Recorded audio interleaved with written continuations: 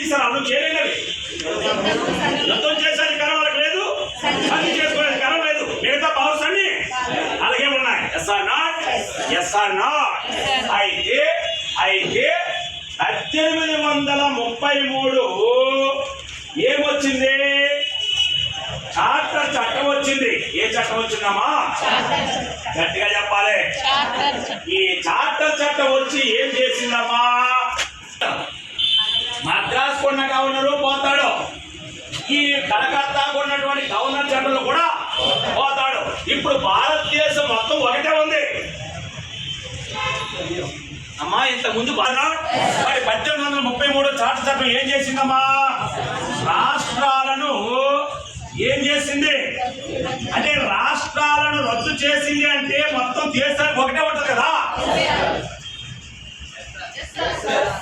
ఉన్నా కదమ్మా? ఇంతకుముందు దేశం మొత్తము చట్టం చేసే అధికారం ఒక్కరికే ఉంది. Yes or no? అందుకే ఇప్పుడు ఏం చేశారు? ఈ గవర్నర్ జనరల్ ఆఫ్ బెంగాల్ అనే పదవి తీసేసి భారతదేశ గవర్నర్ జనరల్ అనే పేరు పెట్టారమ్మా.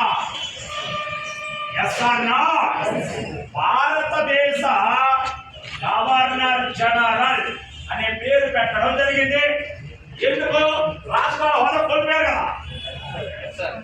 రాష్ట్రాల హోదా కోల్పోయారంటే మరి గవర్నర్ ఉండరు, ఉంటారా?